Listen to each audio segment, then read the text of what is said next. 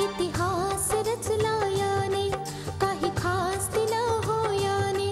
इतिहास रचला याने, काही खास दिलं हो याने. मर्यादा नहीं वचने रे, विश्वास जपला याने.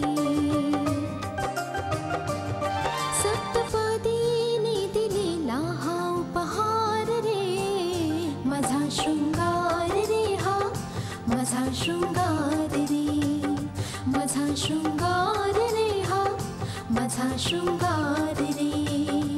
मंगळसूत्र, मंगळसूत्र, मंगळसूत्र, मंगळसूत्र, मंगळसूत्र, मंगळसूत्र, मंगळसूत्र, मंगळसूत्र.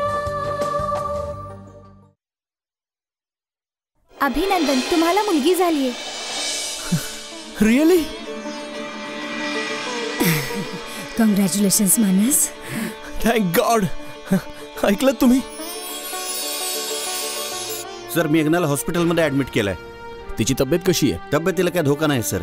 2 दिवस तिला हॉस्पिटलमध्ये राहावं लागेल. सगळी घरची नाती ममता आणि स्नेहामुळेच बांधली जाण्यासोबतच आता माझ्या लक्षात आलंय की सगळी तीर्थ तर इथेच आहेत. हे घर विखरून गेल्यावर मला हा मुळीच भरोसा नव्हता की आमच्या घरात पुन्हा सुख, शांती, हर्षोल्लास, आनंदाचं वातावरण येईल. पण वकील साहेबांना योग्य माहिती देणं हे आमचं कर्तव्यच आहे. एका वकिलाच्या नात्याने मी नात्यांमधील संघर्ष आणि एकमेकांवरील राग मी नेहमी रोज पाहत असतो. मी आपला हा राग समजू शकतो. अच्छा, मी निघतो. वकील साहेब, थांबा जरा.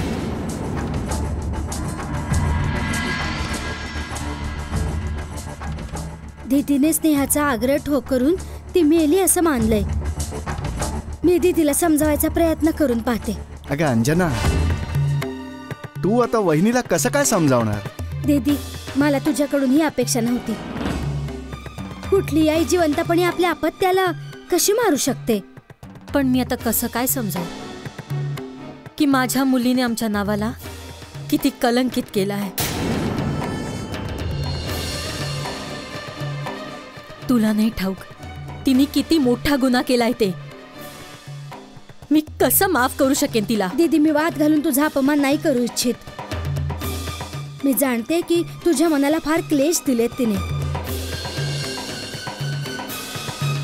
पण अपत्याच्या चुकीला माफी देणं कोणत्याही आई बापाचं कर्तव्य असतं. बालपणीच्या चुकांना माफ करणं आई आणि वडिलांचं कर्तव्य असतं आणि अख्ख्या आयुष्यभराच्या चुकांकडे दुर्लक्षित करणं, शिवाय त्यांना माफ करणं माझ्या दृष्टीने सगळ्यात मोठा गुन्हा आहे.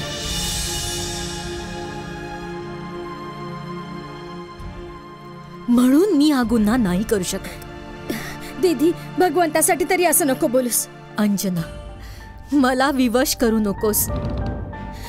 ही तर माझ्यासाठी सर्वात मोठी शर्मेची गोष्ट आहे की स्नेहा माझी मुलगी. खरंच ती जन्मताच मेली असती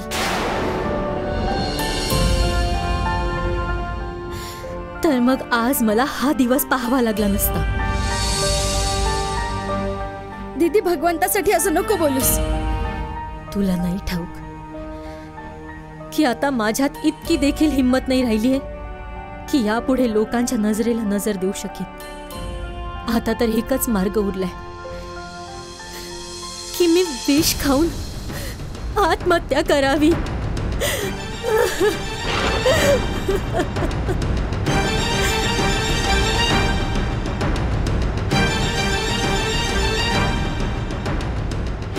अच्छा, मी येतो.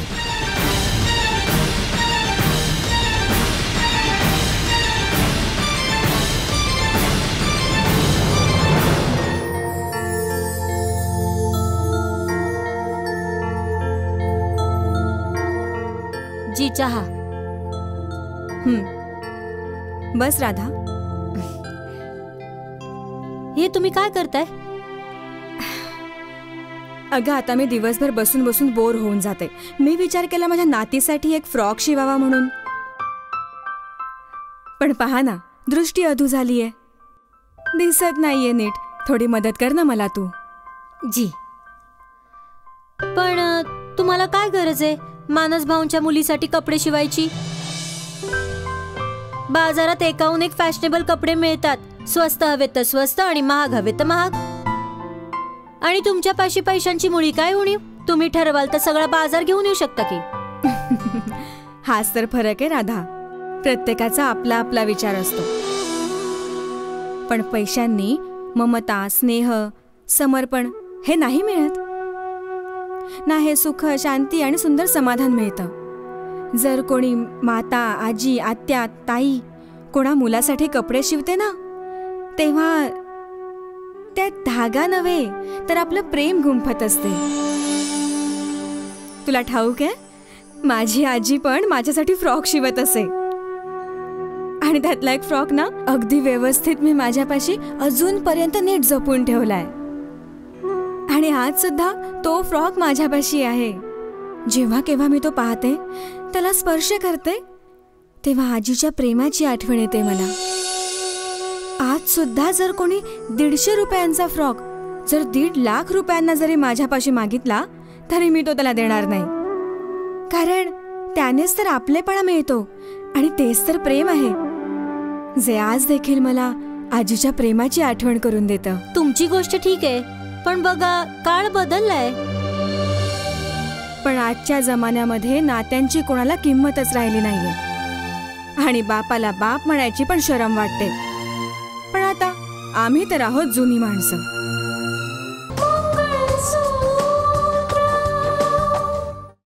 आणि बापाला बाप म्हणायची पण शरम वाटते. पण आता आम्ही तर आहोत जुनी माणसं. त्यावेळी जे शिवणकाम विणकाम शिकले होते ते आज कामी येतंय. टाइमपासचा टाइमपास, शिवणकाम ते शिवणकाम, हो ना. अच्छा, आता तू जा, तुझं काम कर, मला माझं काम करू दे. जा.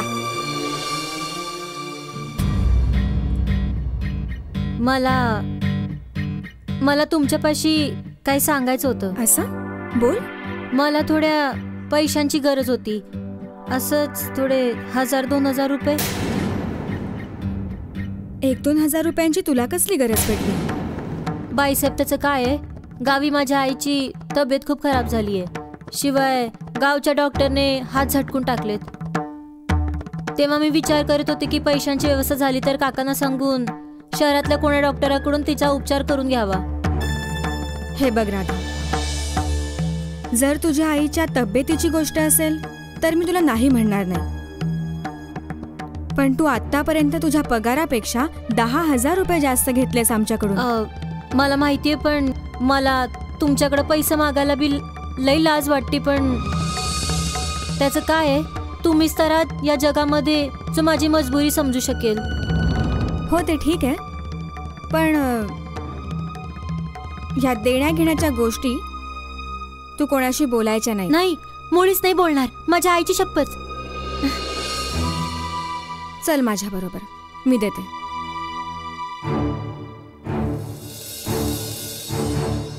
कशी काय लुक व्हॉट आय गॉट. अरे वा, इतकी सगळी शॉपिंग करून आलास तू. पण शॉपिंगच्या बाबतीत तू इतका सिरियस कधीपासून झालास? बरोबर बोललीस तू. यु नो, आजच्या आधी या शॉपिंगच्या बाबतीत मी कधी इतका सिरियस नव्हतो. पण माझा एक दोस्त आहे, तो म्हणतो की जेव्हा माणूस बाप बनतो ना, तेव्हा त्याच्या नेचरमध्ये एक बदल घडून येतो. काय होतं की त्याला हे जाणवायला लागतं की यार, घरात एक बाळ आहे जे माझी वाट पाहतंय. हे तर अगदी तंतोतंत खरं. पत्नीच्या बाबतीत कोणी विचार करू किंवा न करू काही फरक नाही पडत, पण बाळाच्या बाबतीत विचार करणं फार गरजेचं आहे. एक्झॅक्टली, करेक्ट बोललीस तू. मला वाटतं की हा तुझा जो दोस्त आहे बराच समजूतदार आहे. अजून सांग, काय काय सांगितलं तुला? हो, पुढे त्याने सांगितलं की त्याची स्वप्न, त्याच्या अपेक्षा, त्याच्या आवडीनिवडी बाळामध्येच समर्पित होऊन जातात. अच्छा, ते बरं कसं? जसं की एका माणसाकडे 5,000 रुपये आहे शॉपिंग करण्यासाठी, तर ठाऊक आहे तो काय करेल? पूर्ण 5,000चा शॉपिंग तो बाळासाठीच करेल, स्वतःसाठी काहीच नाही घेणार. अरे हो, तुझा तो दोस्त आहे ना, पुन्हा भेटला ना तर माझ्यातर्फे थँक्स नक्की सांग तू त्याला. ओके, पण का म्हणून थँक्स? तुला चांगला पिता बनवण्यासाठी सल्ला दिला ना. आणि जर साहेबांची परवानगी असेल तर मग काय मी पाहू शकते की आपल्या मुलीसाठी काय काय शॉपिंग केली आहे? All yours madam. All right, तू हे सगळं तपासून पारखून घे, तोपर्यंत मी आपल्या बाहुली बरोबर खेळून येतो. सांभाळून ती झोपली. हो, काळजी नको. मला एका नव्या स्टाईलने खेळ खेळता येतो. अच्छा, तिची झोप पण नाही मोडणार आणि खेळ पण खेळता हो येईल. का साहेब? Just watch. ठीक आहे. येस. हा, माय प्रिंसेस. फूलों का तारों का सबका कहना है, 1,000 में मेरी गुड़िया है, सारी उम्र हम संग रहना है. पाहूया तर खरं. Diamond set.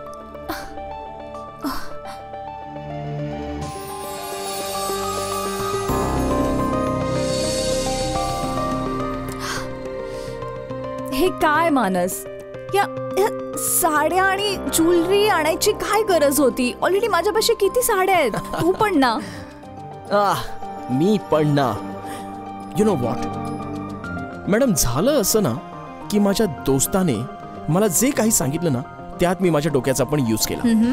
काय हे बघ, माणसाच्या सगळ्या इच्छा, स्वप्न, आवडी सगळं बाळावर येऊन संपून जातं. तो हे विसरून जातो की जे बाप बनायचं सौभाग्य त्याला कुणामुळे मिळालं? कुणामुळे? बाळाच्या आईमुळे. तेव्हा त्या आईला तर तिचा हक्क मिळायला हवा, तो मान मिळायला हवा, हो की नाही? नाही, एकदम चूक. मानस, हे प्रेम आणि मान दाखवण्यासाठी हे विनाकारणचं शॉपिंग करणं गरजेचं आहे का? मुळीच नाही. मला तर समजतच नाहीये की मी कशा प्रकारे रिॲक्ट करू.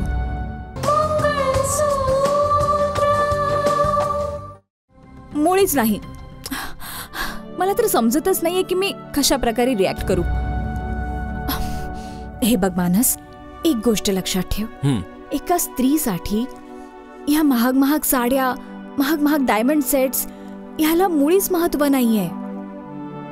पत्नीसाठी तर तिचा पतीच सर्व काही आहे. समजलं का?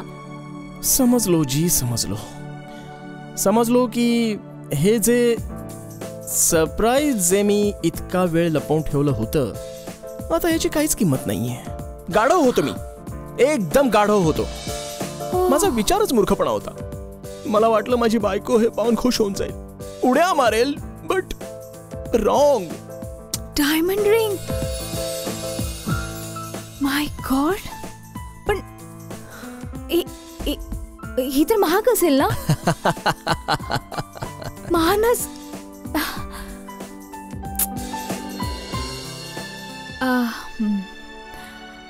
हे बघ मानस, उगाच गैरसमज करून नको घेऊस. मी तुझ्या फिलिंगचा आदर करते, पण आता मानस मला तुझा संशय यायला लागलाय. व्हॉट? बोलून टाक तुला जे काही सांगायचंय ते. मला तुला असं काही सांगायचं जे तू मला बोलू नाही शकत आहेस? बोलून टाक. बोल मानस. ओके रितिका, एक फारच चांगली अपॉर्च्युनिटी माझ्या आयुष्यात आली आहे. तुझ्या डिलिव्हरीमुळे मी त्याला डिले केलं होतं, पण आता सगळं काही ठीक आहे. मॉम डॅड आपल्या सोबत आहेत. तर रितिका, मला ट्रेनिंगच्या संदर्भात 3 महिन्यांकरता सिंगापूरला जावं लागणार आहे. काय? रितिका प्लीज, प्लीज रितिका, मला थांबवू नकोस प्लीज. पण मानस, 3 महिने? हे बघ रितिका. मानस, तसं मनातून वाटते की मी आपल्या मुलीच्या सुखाची जाणीव करून, माझ्या खुशीची जाणीव करून तुला रोखावं, पण काय करणार? तुझी पत्नी आहे ना, तुझ्या सुखाचा विचार देखील मलाच करावा लागेल ना. शिवाय तसंही तू आधी देखील माझ्यासाठी खूप काही केलंयस. आता माझी पाळी आहे. ठीक आहे. दॅट्स लाईक माय रितिका. माझी तुझ्याकडून हीच अपेक्षा होती. आणि यु नो वॉट, मला तुझा अभिमान वाटतो. तुझं प्रेम नेहमी माझ्या सोबत राहील. फक्त 3 महिन्यांचीच तर गोष्ट आहे, असे निघून जातील. हा आय लव्ह यू.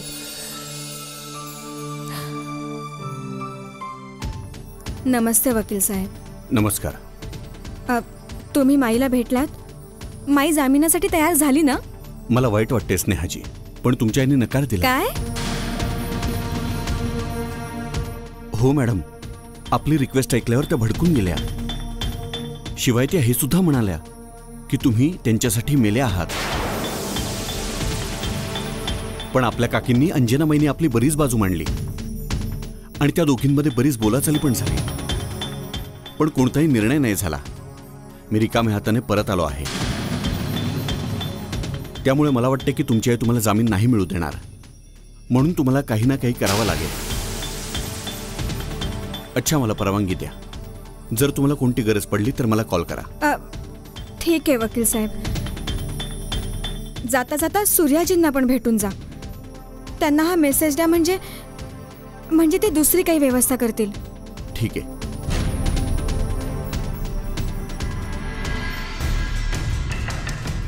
ती म्हण आहे ती खरी आहे.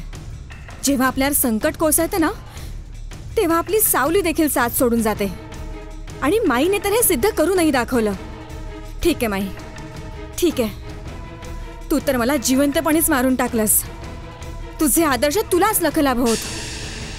पण ही स्नेहा इतक्या सहजपणे हार मानणारी नाहीये. नाही अंजना, तू शहरात नाही जाणार, कारण की तुझा आग्रह स्नेहाला भेटायचा आहे आणि मी तिचं तोंड कधीच नाही बघणार. मला कोणाचीच पर्वा नाहीये. मला तर केवळ जज साहेबांना भेटून माझ्या मुलीच्या गुन्ह्याची माफी मागायची. जर सगळ्यांनी स्नेहापासून तोंड फिरवलं तर स्नेहाचं काय होईल? अंजना, गोष्ट समजून घ्यायचा प्रयत्न कर.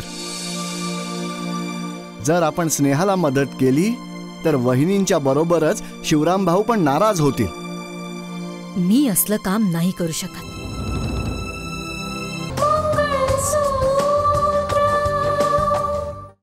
जर आपण स्नेहाला मदत केली तर वहिनींच्या बरोबरच शिवराम भाऊ पण नाराज होतील.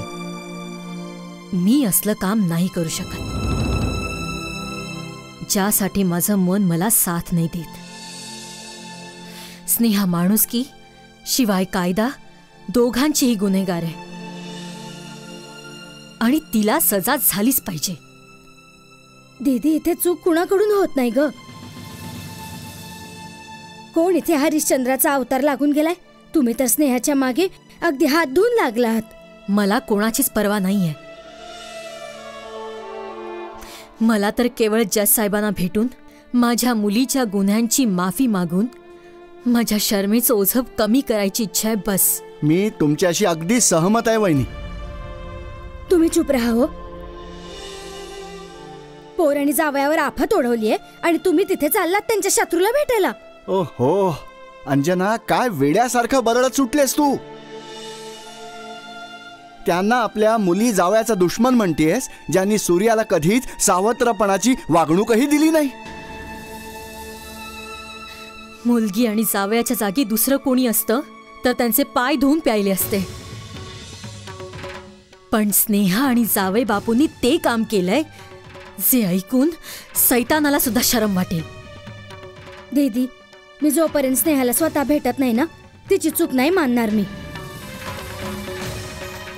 मी येईन तुझ्यासोबत. तू जज साहेबांना भेटून घे, मी स्नेहाला. ठीक आहे, मग तू आधी जाऊन स्नेहाला भेटून ये, मग मी जाऊन जज साहेबांना भेटून ये. वहिनी, अंजना, मला तर असं वाटायला लागलंय तू देखील स्नेहाप्रमाणेच वहिनीला दुखवण्याची शपथ घेतलीस. अरे मी विचारतो की शेवटी त्यांची गोष्ट मानण्यामध्ये वाईट काय? मी दीदीच्या वेदना समजू शकते, पण स्नेहा देखील या घरची मुलगी आहे ना. बरं, आता पुरे झालंय.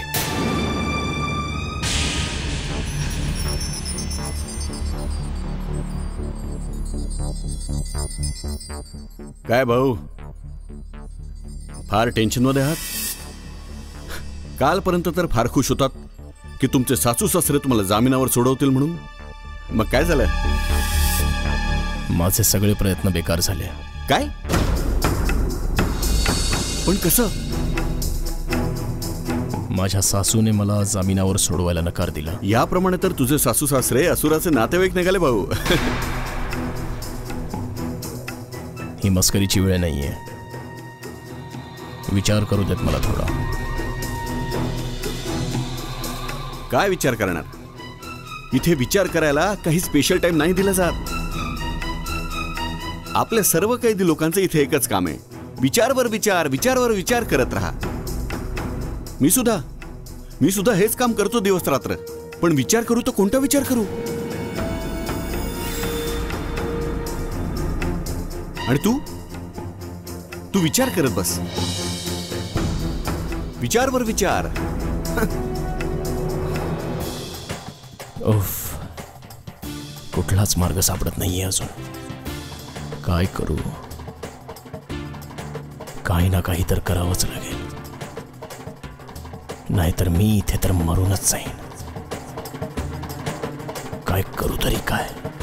विचार झाला का भाऊ?